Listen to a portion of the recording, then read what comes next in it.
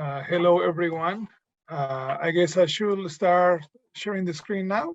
I want to show you first in this slide some of my other work. This is from 2019 and yeah, 2019 to 2018 and 2019, and then I will show you mostly what I have done for the last 2 years, like the two pandemic years. So I'm taking this opportunity to basically just put out there work that I have done in pretty much solitude, or let's say with not too much of community involvement or any real goal. I mean, at the end, the work was show, but it was mostly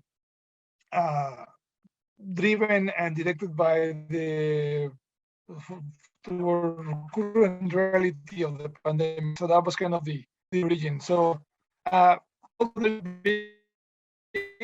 the state of my work, mostly because there was some personal issues, and not necessarily bad issues, but just some personal things that happened, and also really related to some of the topics that Alejandro was talking about, the immigration, the children in cages in the United States, the political situation in Mexico, and even the political situation here in Canada.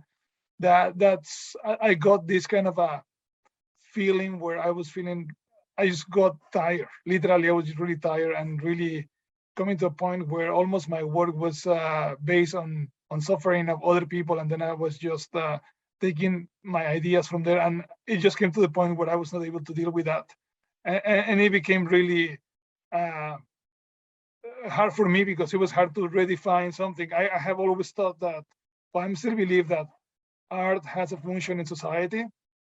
That art is never apolitical, it's always a political action, and it's always involving in some sort of a gesture. However, the way that is presented sometimes is what could be problematic or or strange. So this one, the first work that you're seeing here, has a funny story. I call it now my ghost work. It was installed the gallery in a museum in Quebec, in Drummondville, for a group show that opened exactly the week that the pandemic started.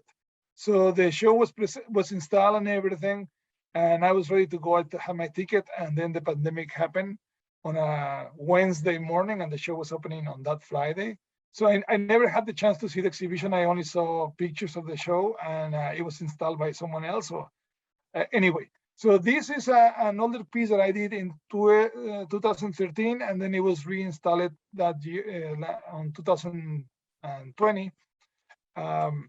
The installation is called Protesta, and these are letterpress posters glued to the wall of the gallery, and then they are painted over with washed down paint.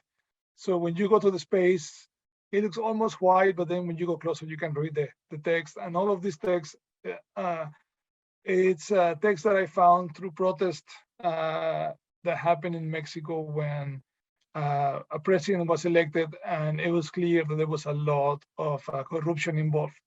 So that was that was protest. And the one that you're looking here, the right, this one was presented at Axe Nioset in Gatineau in 2019. And if you are familiar with the place, if not, it's like a long space with a long window that takes the whole gallery. And what I did was to create literally a wall, and then I put this letterpress posters. How thick is the border? And when you go there from the inside, you will not be able to get into the space, because there will be this wall, and there will be just kind of a corridor where you can walk, and then the works will be inside of this area. So there was the only way to see the show was through the window. And obviously it was a comment about the immigration and what was happening during the Trump administration. And things evolved from there. I became a father in 2016. And at that point, I was starting to have like concerns about how my art was, or I started to feel a bit uncomfortable with the way that my work was making me feel. Not that it was bad, it's just that I was just more conscious, maybe because I'm a father and now I have a different level of awareness on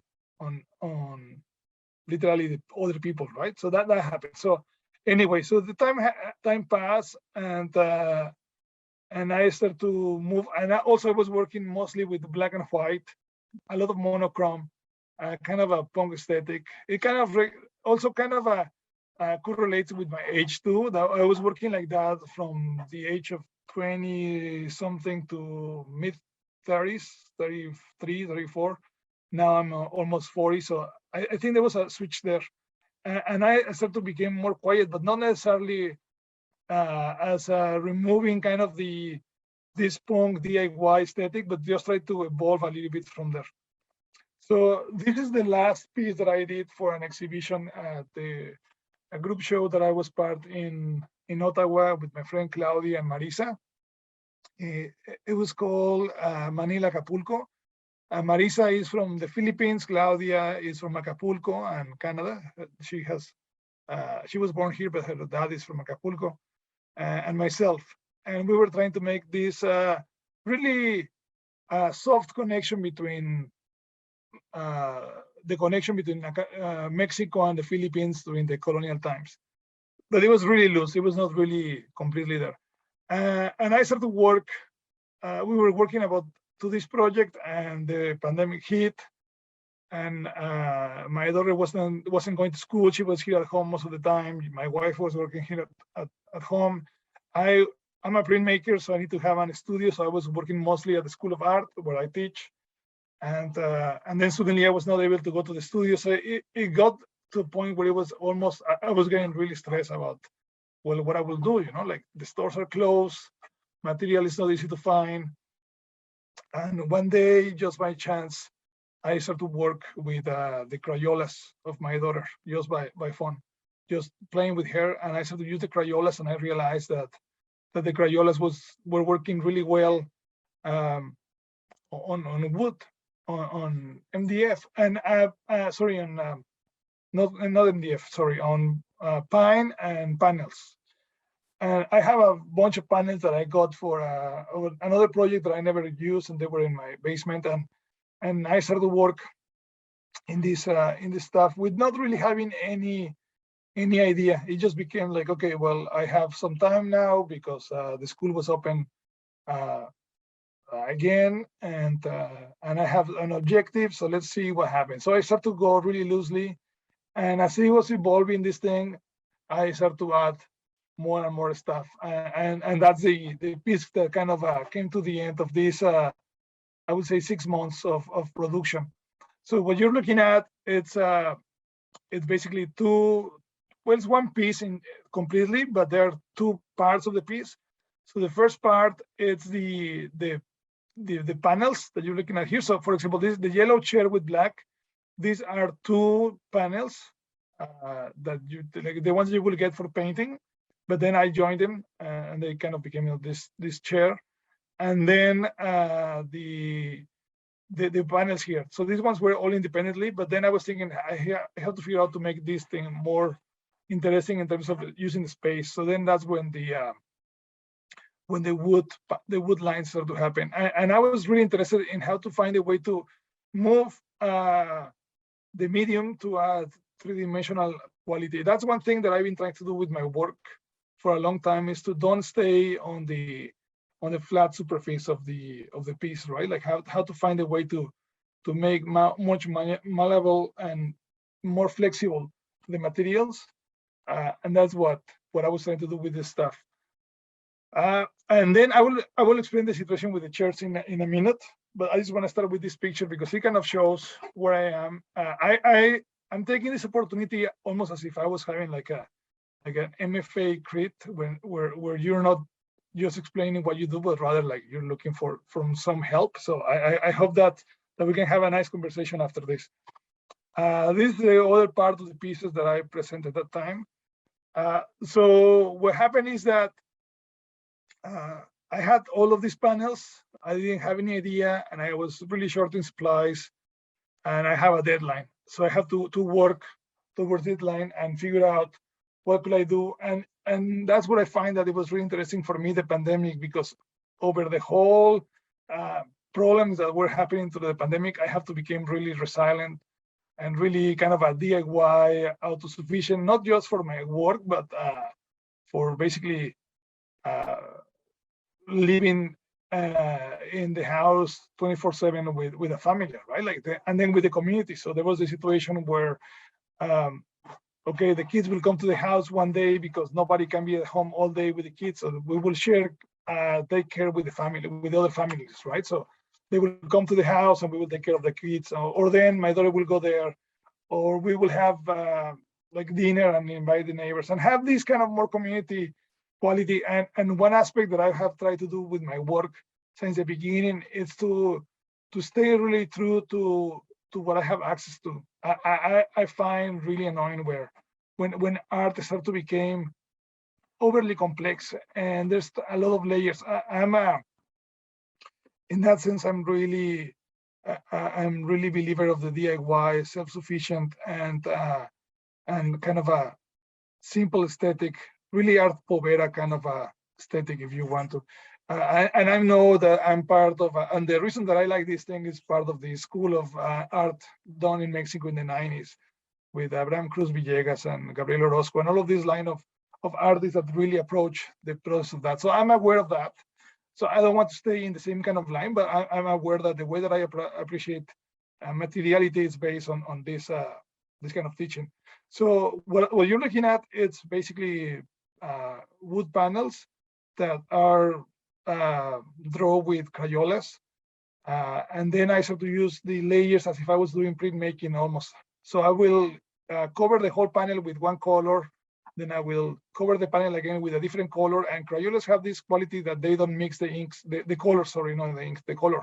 So I will do orange first, and then black over, and then I will scrap with a chisel, almost as if I was doing a woodcut, and then I will remove some areas and then make these abstract shapes. So yeah, that's how it started. About the shapes itself, and this is a bit interesting, but all of these shapes are based on the square, on a carpenter square. And I'm fascinated by the flexibility of that object and the literally the worker class quality of the square. You know, like every carpenter, every construction worker, everyone use the square, and there's so much mathematics and so much beauty on this craftsmanship. My grandfather was a constructor. He was an albañil in Mexico City, and he was really illiterate. He didn't know how to read or write. He knows a little bit of mathematics, of course, but he was an excellent builder. And I think I have a lot of respect for the idea of building things and to be self-sufficient. And I find that this is what's happening right now. I'm going to this need to kind of to be able to build things, and I find the building, it's kind of the political aspect that I'm trying to bring right now.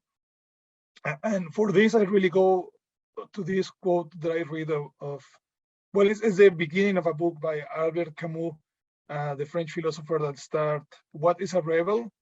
And then he replied, "A rebel is a person who says no." And by says no, he's not denying, he's acting. So basically, his point is that if you want to be a rebel, you don't have to belong to something, not to be part of something. You just need to put your posture, right, and say no to something, and then just go from that negation that is not necessarily negative. So that's kind of how I sort of approach my work a few years ago. That's a detail of the work. So just as a quick description, I will work with the first yellow, then orange, then black, and I will think about the layers as if I was doing a lino cut. So I will think about how the color that is behind it will show up in the front, and how the transparencies of the ink might affect the color, right? So some areas I will clean more, so then I will get more strong contrast. In other areas, I will just put the black over the orange. Sorry, I will put the black over the orange, so I have some transparencies. And then I like to show these lines that really show the construction of the image. Then as I was working, I started to realize that the panels have a side, right? Like the panel is not just the front, it has a side that's around 2 inches. And I thought, well, that's really interesting. That's an aspect that I haven't think about it. So I started to put color on the side of the panels, and I started to build these little objects like this chair. And I really like this thing. I call this series "Make Your Art Work," and I was thinking about how this object or the panels, they were really getting my studio basement really packed, you know. And I was thinking, I wish I have a use for you. Like, I wish I could put you somewhere to be useful in the house, you know. And that's how the chairs start to happen as a way to make art that was functional and that have like a reason to be in my house more than decoration, you know, like to be an object that was there, which I realized as I was working with this, that like the big mantra of industrial designers and designers of the function over form over function or function over form. I started to really go deep into that kind of a thinking process about how to build things and how and where's the functionality and what's the reason of these objects to be. And I highly suggest you to everyone to, when you're looking at an object in your house, just think if the object has a function or what's that thing, you know, like it gets really interesting when you start to realize how things are built and who they were built. So these works are all 2021. All what I have shown you up to here is 2021, and I will show you some things that happened during 2020 and 2019.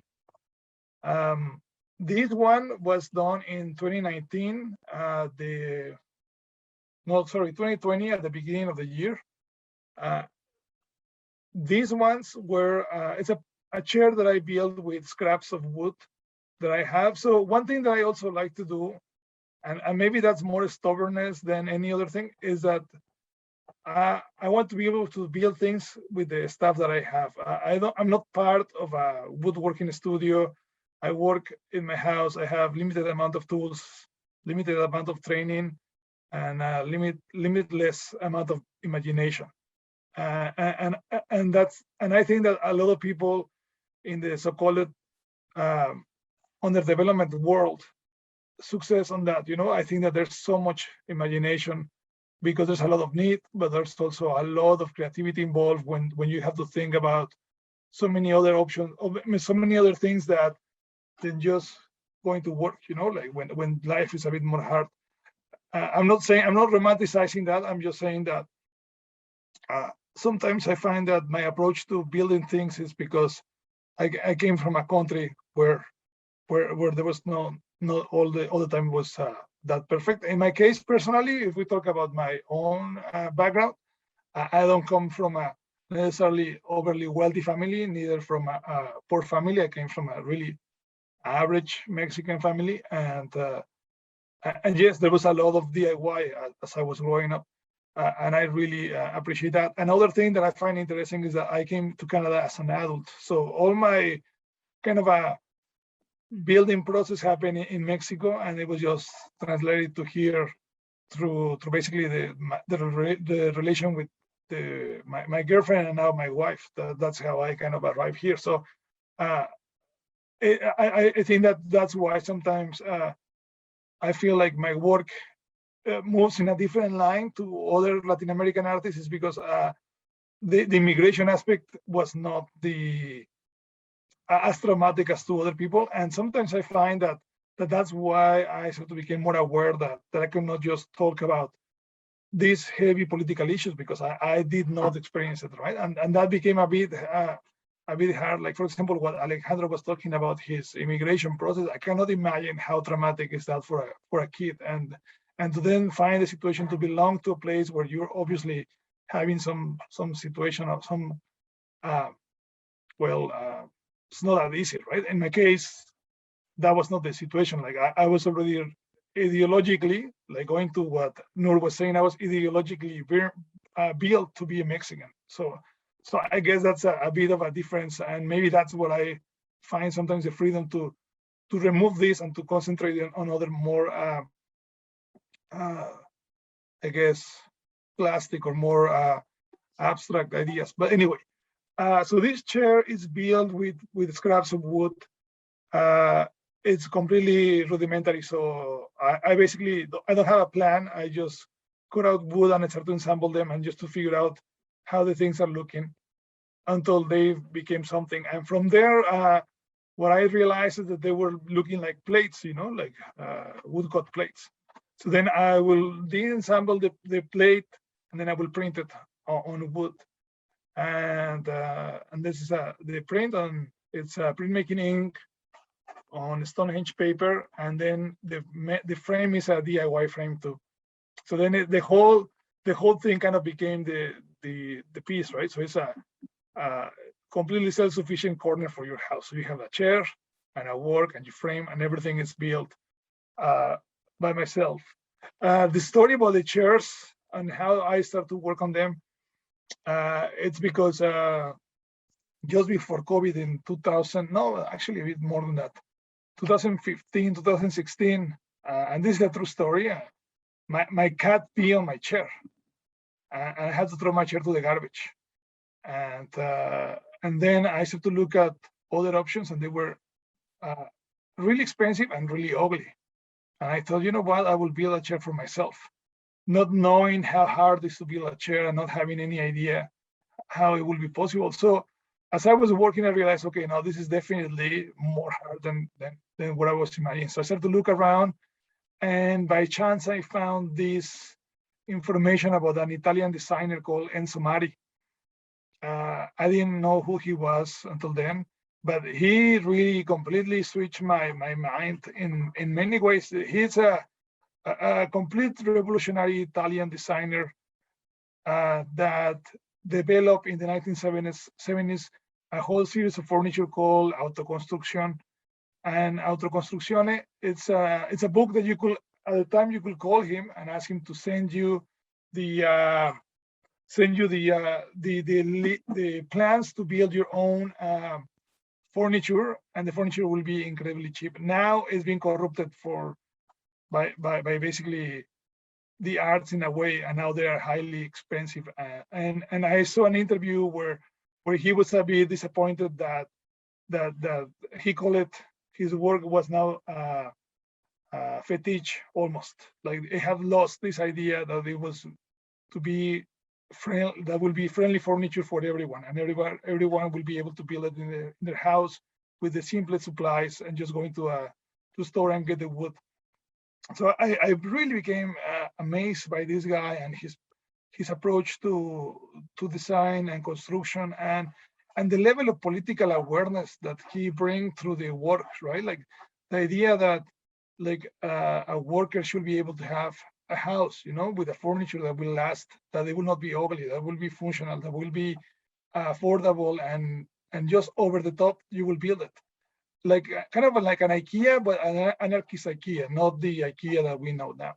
So that's how things have to evolve. So this is another chair that I built during the pandemic. These boards were in my basement from, I guess, when there were some renovations at some point in this house. They were there for a long time. So the kind of like the exercise was to figure out how to make a chair from these boards.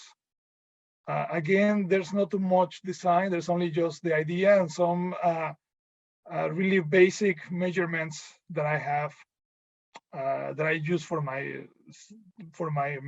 kind of I guess my size. That is 16 inches for the legs, 32 for the back, and 33 for the length of the chair, and 24 inches for the seat area.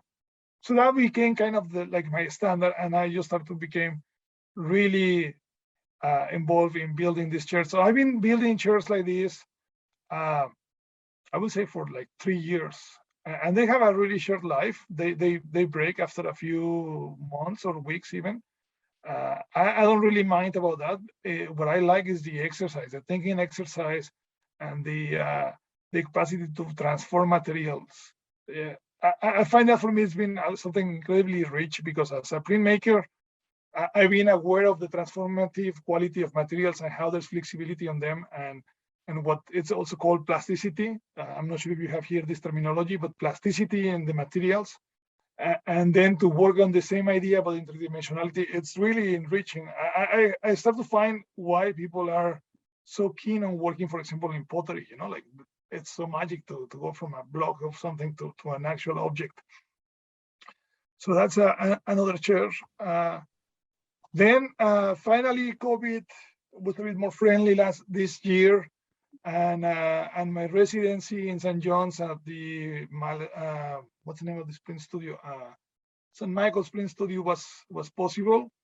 It was postponed for almost a year and a half. So finally, we were able to go this summer in August.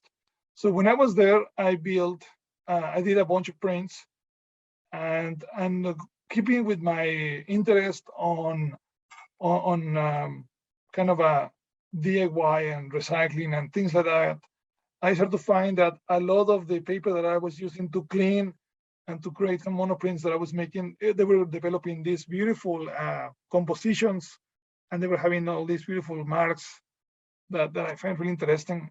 And then I realized that I was just scrapping the paper because I thought the material was cheap, right? Like, the conclusion was, this is newsprint paper, and it's not what I'm expecting. Therefore, it's garbage.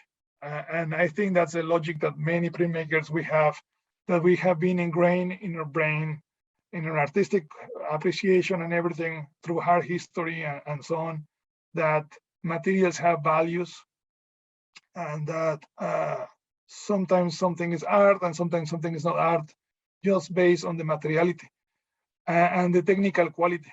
And that sort of became incredibly frustrating for me for many years. I'm a printmaker. I consider myself a printmaker. I'm technically really well trained, but I hate all of that stuff. And one day I read an essay by this Uruguayan, North American, somehow Mexican, I'm not sure, German guy called Luis Kamitzer, where he talks about the essay is called Printmaking, the Colony of the Arts. And he basically talked about how printmaking, it's been colonized, but it will never be like a painting, right? So as a good colonial kind of a children or a colonial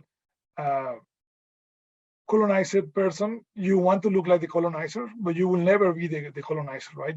Like, I will never be a white person. I will be always a Mexican, a mestizo Mexican. And here in Canada, I will never remove my accent. And thank God that I will not remove it. I'm really happy with my accent. But still, so the idea is to embrace that qualities, right? And in his opinion, printmaking, it's never aware of that. Printmaking is wanted to be always art, so they try to be clean but messy, right? So you have a messy print, but the edges are really clean, or the back of the paper is clean. And in painting, all of this messiness, it's always rewarded as more artistic or more free or more contemporary or whatever. So I've been thinking about that for years now, maybe 10 years, that I've been having this more free approach and more contemporary approach to printmaking, where the idea is the process is important thing, but not the purity. Kind of in that way, the prints of Alejandro relate to this, especially the body prints, where it's the aspect of the printmaking rather than the print itself, like the object. Anyway, so here are just some images of these prints. I haven't shown this. This is the first time that I show this to the public. I have posted a few on Instagram, of course, but no more than that. So anyway, so these are the monoprints, and these are the series that I built during that time. I would just go. These ones are what I did in St. John's. I kind of just stay repeating the same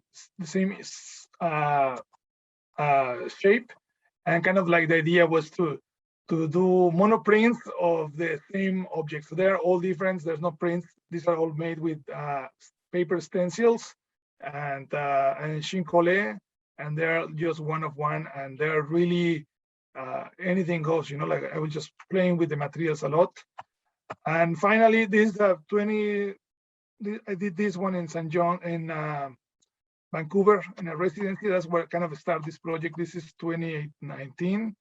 Again, monoprints, no plates. They're just the ink. And the one thing that I started to work in St. John's and in Vancouver is the idea to basically forge my materials. So I will go to the print studio. I will find the plates. I will find the inks, and I will work through that. I will not buy anything. I will just find a way to be auto-sufficient, similar to what I was trying to do with my other stuff.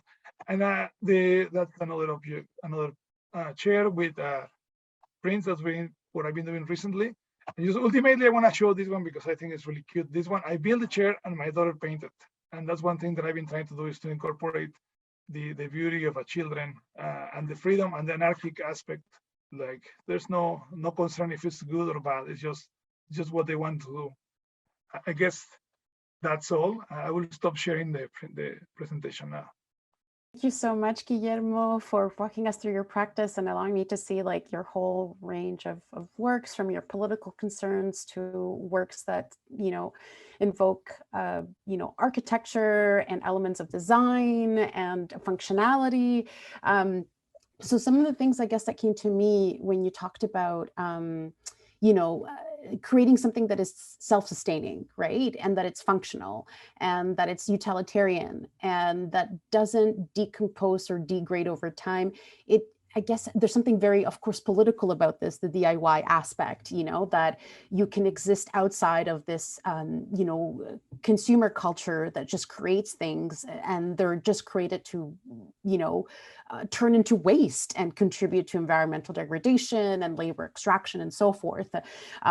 So in thinking about this, I really like them. I'm not attracted to abstraction. I'm actually known for being very resistant to it. But if you invoke theory and you invoke literature and you invoke conversations about this in a presentation format, when you do an exhibition and you have the didactics that also addresses this, then you have something quite cohesive. The danger for me always with abstraction is if you present it just as such and you don't have an artist statement that supports this, or the curator is not appropriately addressing this, it gets read very flatly.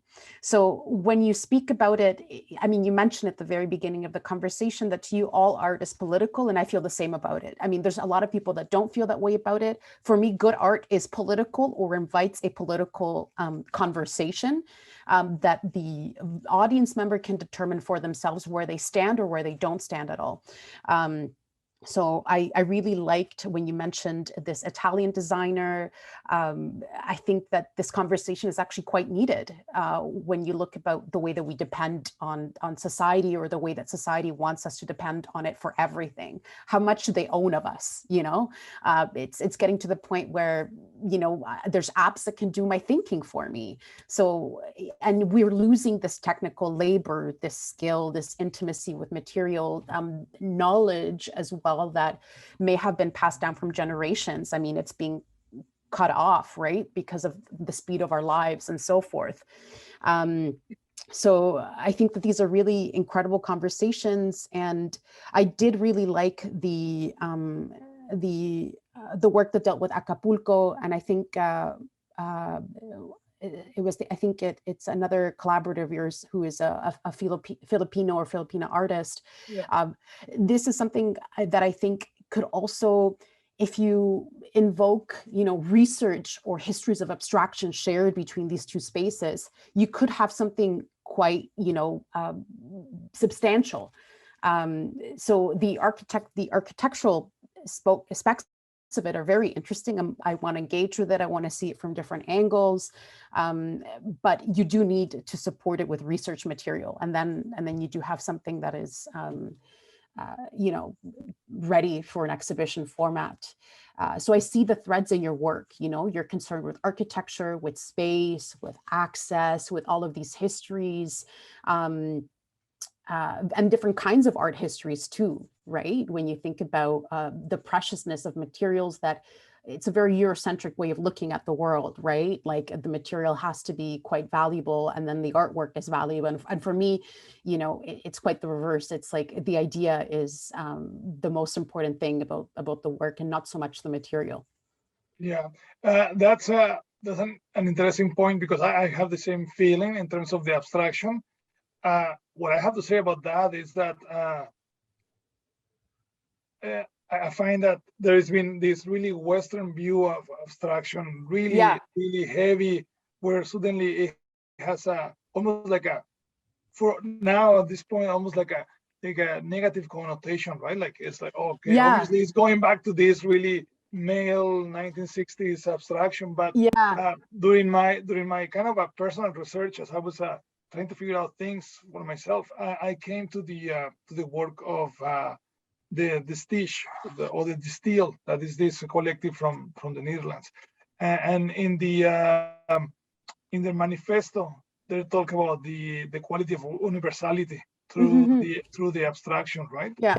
As I was reading that, I thought, well, this is the beauty of abstraction, like that's why so many of the Aztec design or the Pecha designs, they have this abstraction that is easily consumed. And consuming the negative and positive way, like so and then I read about Joseph Alberts, and I'm going to Mexico and being impressed by the level of abstraction in the architecture of indigenous architecture. So I started to find this idea where I'm approaching abstraction from as a way to literally find some universalities. So when I show black and orange, you see black and orange. I'm not really concerned about the other part. I just wanted to see black and orange and see the labor involved in the work. But I do agree with you that sadly there's been a lot of people working in abstraction with a really commercial, really like a commercial way, right? So yeah, I really take that aspect of your comment really serious. And the other thing that you mentioned about things to last, actually, no, I like things to be destroyed. to be honest, I think that it's a waste of, like, I will be controversial, but museums, I think that sometimes they should really consider just burn some stuff. Like I really don't understand why we have this need to keep saving. It's almost like this idea of well, it's like a hoarding impulse. Like there is elements of that. There's hoarding at homes, and there's hoarding in institutions, and there's cultural hoarding. Like I think that we should have a same moment, everyone, and be like, okay, let's just jump to the next point.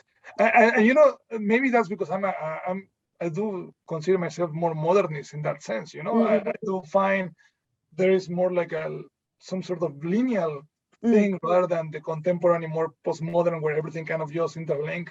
I do find more modern in that way. But yes, thanks for the comment about that.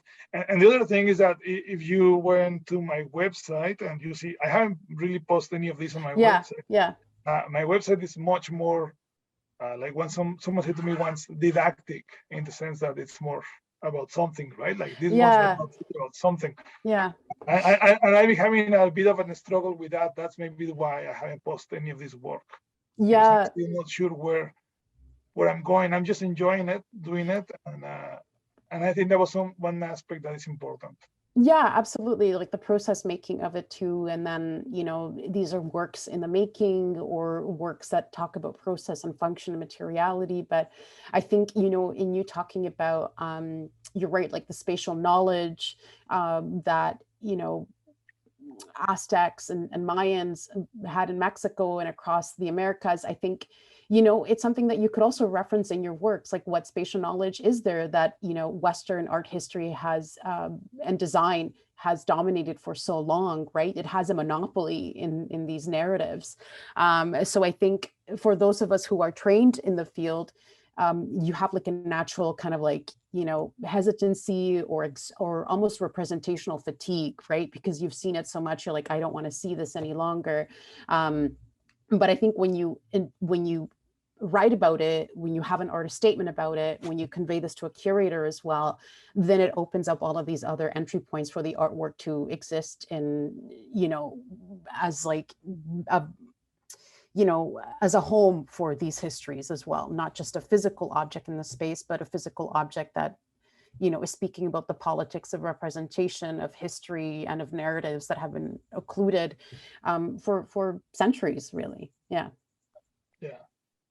That's I think that's the part, but that's the thing about this kind of activities, right? Like just to see different perspectives and to see how other people are appreciating things, because as I was mentioning, most of the work that I showed you, it was done between 2019 and 2021. So it was at least 2 years of seclusion, you know, so there was no really interaction. And yes, of course, that's one point. But I have to say that just as a reply about as curators being concerned about abstraction and going more to other ways, maybe more, not necessarily figurative painting, but more like more narrative or more figurative stuff.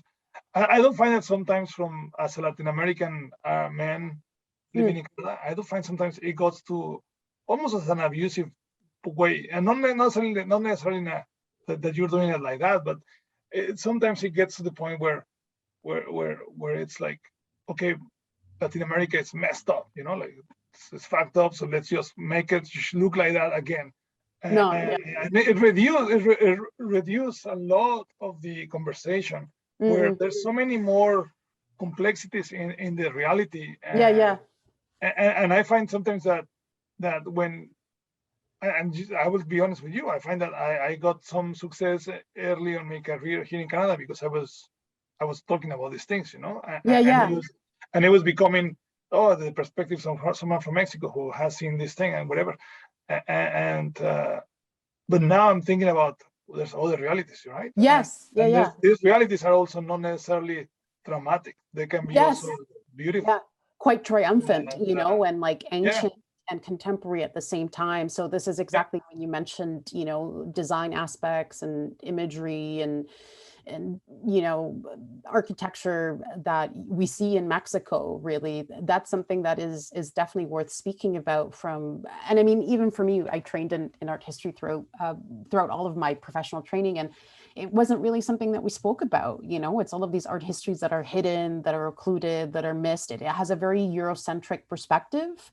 And the rest of us are kind of, you know, it's something that you see on a tourism trip, right? Not really in a book at a you know, at a university or college degree level. So I think it's something worth talking about and sharing with the public, and has, you know, it has a lot of substance in this regard.